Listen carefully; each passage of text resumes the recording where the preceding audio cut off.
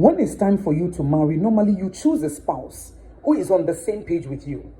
He or she is on the same page with you spiritually, emotionally, and mentally, and sometimes financially, not always. But when you get into the institution of marriage, you realize that one person is growing. One person is becoming better spiritually, mentally, emotionally, financially. Maybe one person decided to go back to school. So academically, the person is improving. You did your master's, you did your PhD, you are now a professor. But the other person, the same page that you met him or her, is still there. The person is reluctant. The person is not ready to grow. The person is not ready to be a better person. So the person is there.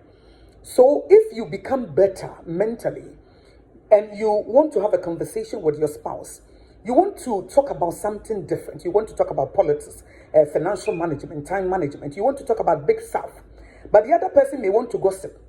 The other person may want to talk about what the pastor wore to church or what the first lady said and all that. Because the person is still at that level where you met him or her. So it becomes very discouraging. And at that time, if you are not careful, the enemy can use that to convince you, give you reasons to get out of the marriage. Because your spouse is not growing, your spouse is not becoming better, your spouse is not like you, your spouse is not following your path. But you need to be very, very careful, because the people that you have met up there, at that level where you chose your spouse, if they had met you, they wouldn't have chose you. You would not have been the best option for them. So that spouse who stayed with you, that spouse who was there, I'm not saying that the other person should remain like that or the other person must not grow. But you cannot force somebody to do what he or she doesn't want. But it doesn't mean that the marriage will not work, because you can have friends or you can have acquaintances or who are on the same page with you, and you can have that conversation with them. And also you will meet your spouse at that level where he or she is. Because remember that you used to be at that level. You used to be there. It is by the grace of God that you have grown. But it doesn't mean that you should neglect that spouse. So number one, don't allow the enemy to give you reason to leave your marriage because you have grown mentally, spiritually, financially. So you think that your spouse is not at the same level with you. But remember that where you are now, somebody waited for you. That spouse waited for you. That spouse was there. And the people that you have met who are mentally sound, spiritually sound, financially sound, when you were at that lowest level, they wouldn't have chose you if they had met you. They would have neglected you. They will not pay attention to you. So now that you are there, don't think too highly of yourself. So you think that, well, I don't need my spouse anymore, but your spouse was there. He or she was the one who stayed. Okay, when you were going through all those seasons, he or she waited for you. So the person may not be growing, but please be gracious.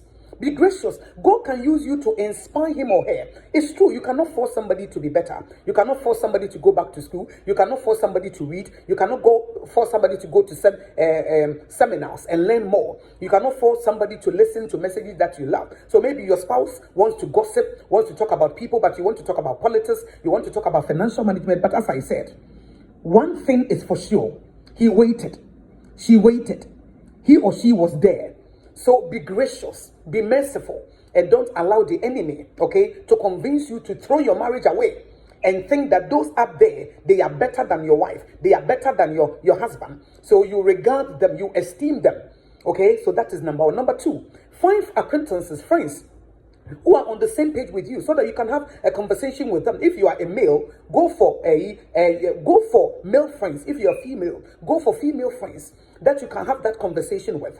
But my dear, please continue to respect your spouse, continue to respect your husband or your wife. Although you have grown financially, you have grown mentally, you have grown, God can use you to do something wonderful in your spouse's life. The person may not agree with you now, that you may not like your conversation, you may not like the pattern because the person is on the same page, but it doesn't mean that it will remain like this forever. Continue to pray for him or her, and at the same time encourage him or her, because I remember there was a man who met his wife. His wife had senior high school certificate, and she failed, and the husband was a banker. The husband encouraged the woman to do better.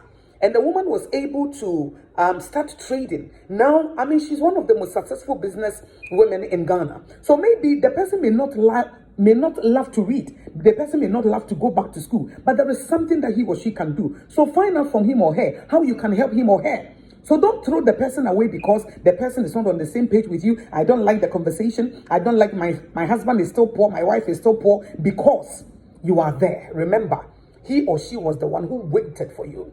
And those people that you have met up there, at that level that you were at that time, if they had met you, they would not have even paid attention to you.